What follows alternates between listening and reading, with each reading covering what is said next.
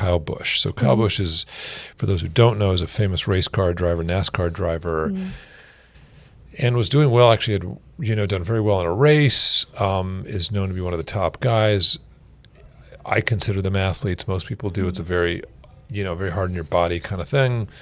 And he called in and said, I'm not feeling well. I need a shot. No one knows exactly what the shot was. Yeah.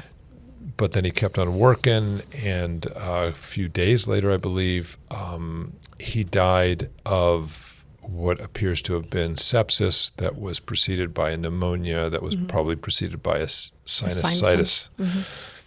So, that's scary because it seems like the world's worst cold that somebody died from in an athlete that's well monitored. So the things I want to, let's first of all start with, first of all, what do you think about that? Well, the question is how much was he pushing himself? Was he getting more shorter breath but not saying or maybe telling people, but they're, he needs to do this race. He didn't seek medical advice in time. You and I know that we've treated 1 million sinusitis, a million even pneumonias. Yes. And people get to us and we're like, okay, we've got ways of treating that. Typically, those things are with antibiotics when they get to that level. And then even admitting them, and then they need IV antibiotics if they're really bad. So you kind of judge, can they be treated outpatient? Or do they need inpatient treatment? But if they don't come, then it's hard to make that decision. So to me, it really brought out one thing, which is how fragile, particularly the bloodstream can be. And I say the bloodstream because he died of a bloodstream disease, but he was also asking for a shot. I don't know if he got it. I don't know what kind of shots he was getting. The internet suspicion is, and this, I have no verification of this, but the suspicion is it may have been a corticosteroid. So when people take those types of steroids, so the what are called catabolic steroids, not the ones for bodybuilders, but the ones that take away inflammation, right? They stop your mechanisms that are supposed to be, fighting viruses and fighting disease. They stop them, and it makes your inflammation feel a little bit better, but at what risk? Yeah. As those bacteria will start to, there's no system to protect you from them. You've messed the delicate balance of the body. Now, typically, if you don't have an active infection, it's no big deal. The body will come back, the T cells will realign, and you'll be fine. But in the middle of an active infection, it can actually be, like this case, deadly. If this is the shot he was getting, no one knows if that was the shot, or was it a shot of B12 or something like that just he had been taking that was him saying basically, I need a shot. I think it was the conversation between him and a PA that was like a concierge PA working for I guess maybe NASCAR. Was he driving team. At the at yeah, that when point? He said that, yeah, he it was was driving. and it was his mind. I need this, and it goes back to what we're trying to do, which is really to, as best as possible, show how doctors really talk, and not how they keep calling them gym bros, which is like the Joe Rogans or really some talented people, but people that aren't necessarily experienced in treating patients.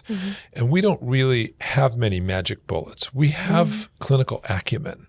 We have I have a really good feeling about this because I've seen 1,000 people like that during my training in the last, few weeks or whatever. And because we all remember our last, but whatever, I have this experience. I see a human. I'm doing my own AI processing or HI, human intelligence processing. And it reminds me of something in specific, and that's my gut, which may be my vagus nerve talking to my brain because there's a reaction of all of the cells in my body going, this person needs that. Yeah. And sometimes you just have a feeling. You're like, something just doesn't feel right. Right. But that feeling comes with, I know you did a lot of years of education, which included, family practice in Yale and, the functional medicine stuff. I did all my cardiovascular training, internal medicine, and then, ongoing training throughout that. So 20 years of studying, 20 years of being around people and having people judge how my judgment is, you as well. So when it comes to a split decision on something like that, it's pretty good. It's not good for the patient to come in and go, you know what, give me my BP 157 that we haven't investigated that, yeah, it's an anti-inflammatory, but it's turning off something in your body that your body might need. Yeah. Would you give that for an active infection? Probably not. Right. So I think the take-home thing for folks is, and we see this, don't come in asking for a thing. Let the trust in the doctor to a degree. First, verify, right? Make sure the doctor has the proper credentials, proper experience. Then hear what they say. Then maybe if you want to say, hey, doc, I saw on TV that, Keytruda, which is a chemotherapy, might be helpful. Might be good for us, because the commercial showed that people were, climbing up a mountain. Okay, that's fine. That's where you can talk with your doctor about like they're telling you to do. But you have to talk with someone that you trust that can then synthesize all this information and then give you the right answer. I know we want to be able to go online and go to, ChatGPT and figure it out. But sometimes it's wrong. Sometimes it does give you the wrong advice. And for sure, something went wrong that killed this very wealthy, very successful, super athlete, beloved guy. He asked for a shot, and it was probably the wrong shot. And we do not want to be shooting ourselves up with things we don't know. And that's what I'm very against, particularly these quote unquote, unregulated, unstudied peptides without advice from a really caring clinician like yourself that really takes it seriously and synthesizes it into a booklet. Like, why are we using it? And, the risks and benefits. And I think that's the biggest thing, is that everything is risks and benefits. Right.